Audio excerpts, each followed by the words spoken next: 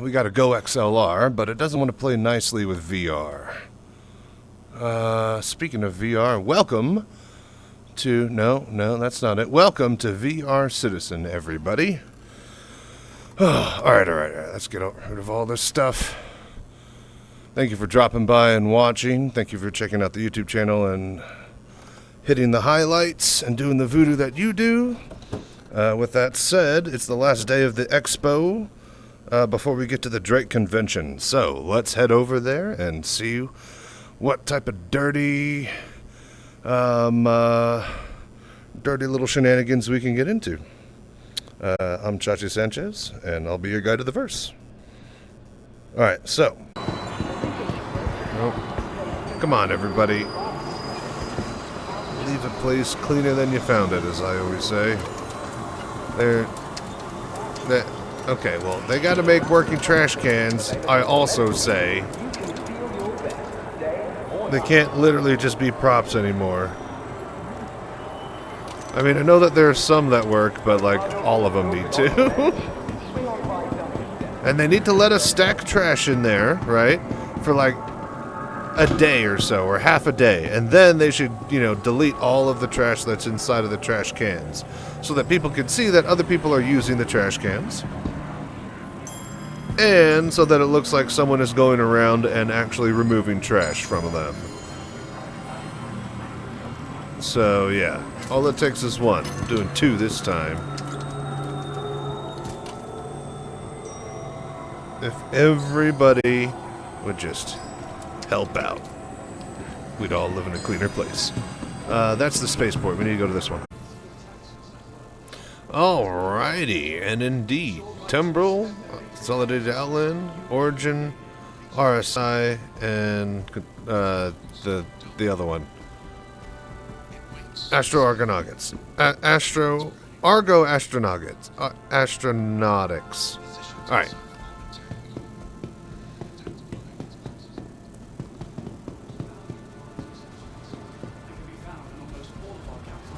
Alright, so it looks like they got... Oh, wow. Only... Really? Just 2 halls? Oh, it's all the military-only vehicles. So yeah, all the constellations around the edge. They got the new Lynx rover next to the Ursa in the middle. They got the Mantis and the Aurora. They got the Scorpius and Antares. Then down below... Oh, wow, lots of stuff down below. Okay. Then we got the Mustang Origin 125A, and then the Argo MPUV in the side hull. This will be great. This will be nice. Okay, so first up is the X-Wings. You got your missile variant right here. Okay, and then you got your regular laser on the wings variant. It's got 4 foldable wings with size 4s or size 3s, I think, mounted. And, yeah, it's got an extra turret, I believe. Yes, underslung turret that can shoot through the back at the rear, controlled by the co-pilot. And as you can see, it's on rails, and it can flip up to the top and then shoot forwards as well. So it can give dual coverage. And I love the sleek little missile-mounted pods. Available to rent today. And then, yeah, with that said, you got the missile variant over here. You got your underslung cockpits. Right? No? Oh, that's all equipment. Oh, that's components and equipment. Very, very cool. Oh, the gun rack. Yeah, that's a gun rack, all right. You get into the ship, actually, by the ladder right there, it seems. So, after that, we got your Aurora LN. Fun fact about the military spec Aurora here. Which, yeah, it's got some extra beef to it, it looks like. But the fun thing, the fun package piece is on the top. You can actually swap out those, whatever size those are, and you can put a full-blown torpedo on there. 1 torpedo is all you get, but you basically have become a one-man death machine for anything that's kind of about as big as Akani over here. And then, yeah, Connie's, of course, are tried and true. Not my cup of tea, but I do understand and I get the aesthetics of it. A lot of people's medium ship that they upgrade out of to from starters is usually the Connie series. In some form or fashion. I'm trying to find the info panels here, but none are around. Huh. But yeah, you got... Oh, here we go. You got the Taurus, which is medium freight. A dedicated freighter, fully configurable without all the bells and whistles. The Taurus is a great way to get started with crewed ships. So this is pure extra freight, and it shows like this whole... Look at how long this cargo bay that drops fully downwards, by the way. So that is, you know, something to think about. You don't have an extra area for your ground vehicles if you're going pure cargo like that. The Aquila is the expedition one, and this is your normal sized ramp, not the double size that the other one had. This is meant for exploration and whatnot. And let's see here. Aquila features a redesigned cockpit for maximum visibility, advanced sensors, and onboard Ursa rover for planetary exploration. Let's see what's out there. So yeah, I was about to say, this should fit the Ursa rover perfectly in the cargo bay. But, you know, also that would be about all it fits. And then you have something crazy that had, like, you know, no cargo bay, but instead, like, you know, luxury instead.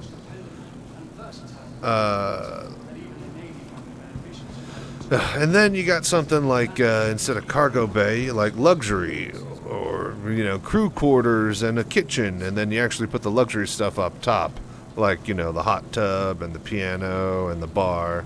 Dedicated luxury spacecraft for the discerning star captain. The Constellation Phoenix can be operated as an organization command ship and features a luxurious redesigned interior, including a hidden sensor-dampened area for your most precious cargo. The Phoenix comes with a Lynx rover and a Kruger P-72 Archimedes fighter. Oh, it does come with a cargo. Oh, this cargo bay does come down. It's big enough to fit a Lynx rover. Alright, so I guess, yeah, it is the standard size. But yeah, up above, you could see all sorts of walkthrough and videos on the Phoenix. Great, great looking ship on the inside. Especially if you're into that bougie kind of, you know, upper class type ride. When you need to get to A to B in style, that's definitely what you want to be inside of. You're not driving it, someone else is. And then we have the Mantis for interdiction stop ships dead in their tracks with RSI's premier quantum enforcement ship. The Mantis features a tailor-made quantum enforcement device from Waytech, capable of ripping ships out of QTs with its quantum snare and preventing hasty escapes with its quantum dampener. So yeah, it does both. It pulls them out and it holds them. And all that dampening and quantuming stuff, you can see it happens right around in these rings. You can tell because of the rings.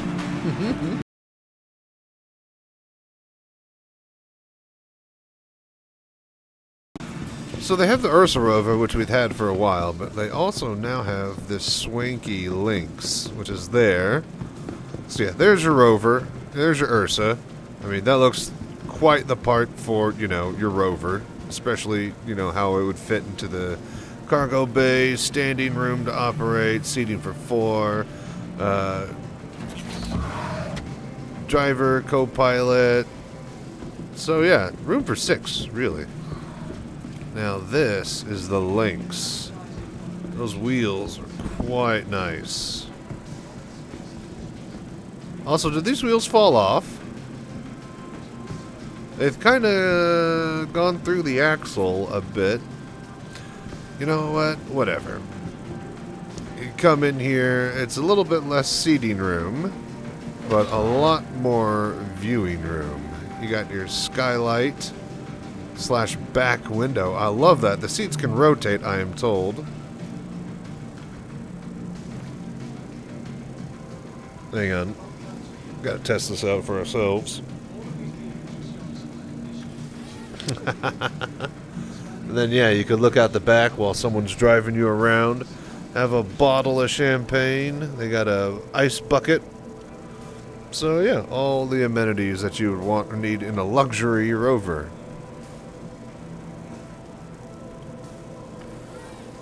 I dig it.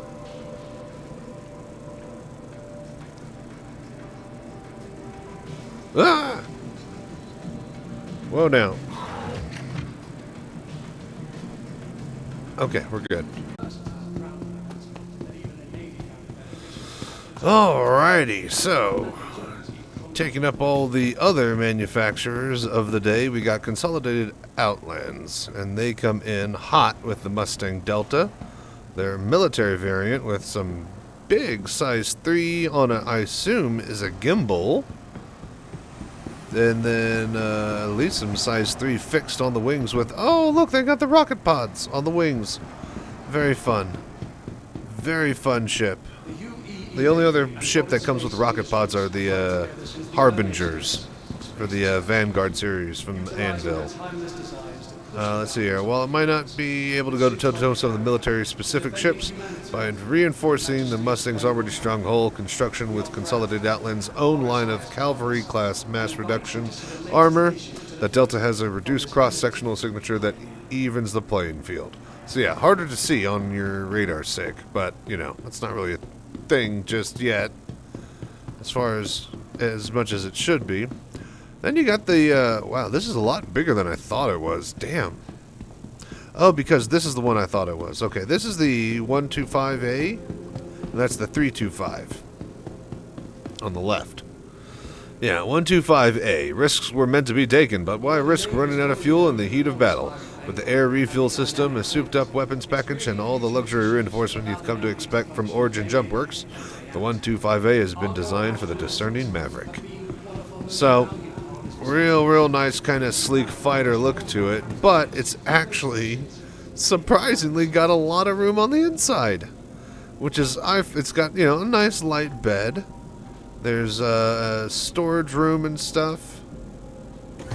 Yeah, like down in here, there's room for, you know, stuff. The thing or two can fit in there. And then, yeah, it's got the air refueling system that the Origin Jumpworks series are known for, so really good, what do you call it? It's fuel efficiency, as it were. And it's got, yeah, a bit of armaments to protect you while you're on the go. There's things like the sides here that open up that have access to components that are on the interior. And then you got your 325A, yeah?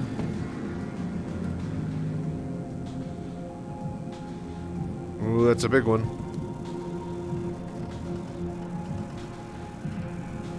Nope, okay.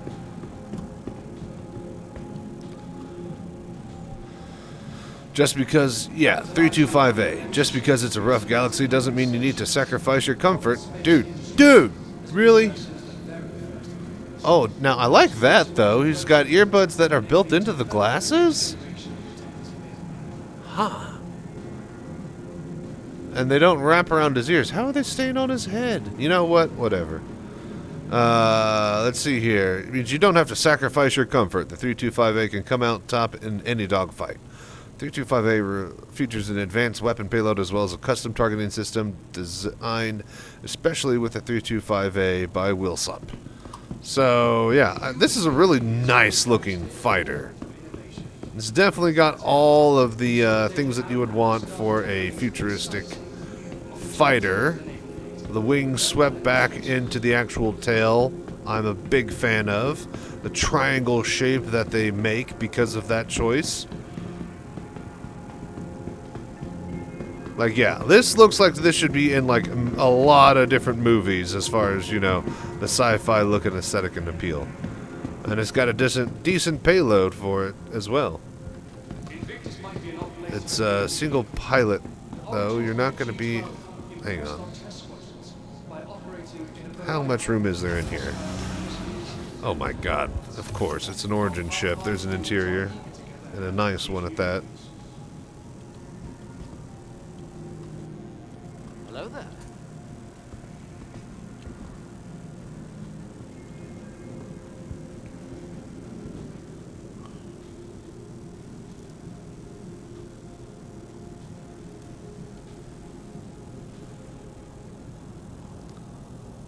Oh my god. It's got a sink, little mini fridge, wine glasses that I assume are magnetic so they don't fall around whenever you're in the middle of a combat. They got a lot better bed than the 125. Shit, it's a cot in the back of the 125. This is really nice. Alright, so this is worth every penny if you're, you know, the discerning maverick who likes to fight and flight in style. Wow, what a fantastic interior. I would not mind getting in and out of this every day as a daily flyer. That's great. Alright. And then you got these little guys. Little Argo Astronautics MPUV. Multi-personnel carrier used to ferry troops in and out of the stations and 2 capital ships. You know, meant to just move people quickly and easily. I believe this little module can be detached from the actual base ship, and there could be different things like fuel or cargo transport slapped up underneath it. But for right now, this is just, you know, this would be like if you like go rent a bobcat, go dig a trench or something. That type of manufacturer makes these ships. That's Argo Astronautics.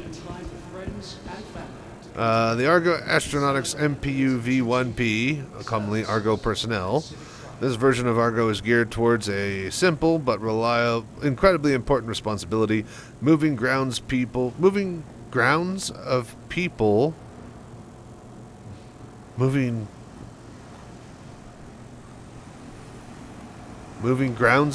from place. You know what? Whatever. Moving grounds of people from place to place. The UE Navy uses MPUV-1PS extensively, and in any new recruitment can likely recall those terrifying moments in which such a ship carried them to their first space assignment. In civilian hands, Argo personnel ships are adapted for everything from standard taxi services to makeshift combat dropships. The Argo MPUV-1P is capable of carrying up to 8 humans and their equipment. So yeah, great little ship. Alright, let's get to the hollow halls, and then we are done. Bruh!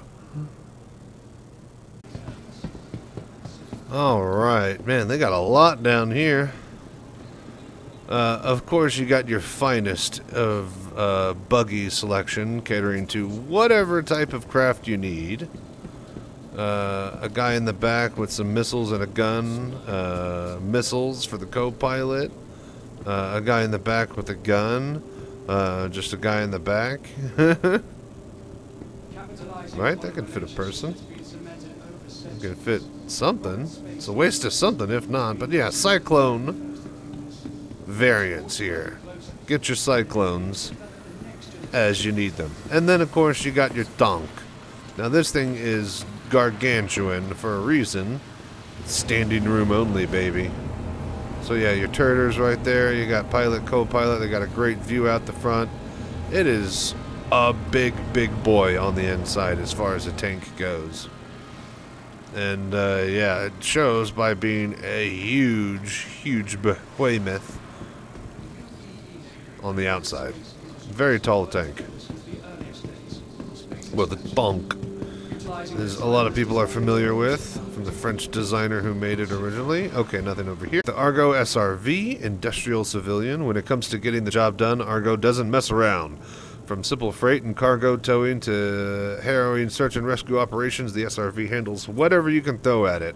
With bespoke tractor systems, the bespoke tractor system utilizes an innovative plate and arm combination, allowing for effortless solo use, as well as precision team towing for bigger jobs. Your crew and passengers stay safe too, thanks to durable shields and heavy-duty armor that can keep the cockpit components secure when the situation gets hairy. Alright. So yeah, this is the big old tow truck. This is going to basically be a big, what do you call it? Tugboat. Be able to ferry and move ships with the tug stuff in the middle. You could tell because of the tubes. That's where the tugging happens. Nimble Corvette class capital ship that packs a powerful punch with a full armament of turrets and torpedoes. Intended for use as both a naval patrol ship and to serve as the flagship of militia operators, Polaris has the capacity to perform search and rescue operations, light strike missions, and general security patrols. The Polaris includes facilities to repair, rearm, and refuel a single fighter, light bomber, or support ship. So yeah, the very top of it will open up, and it's, yeah. This is what everybody's looking for as far as their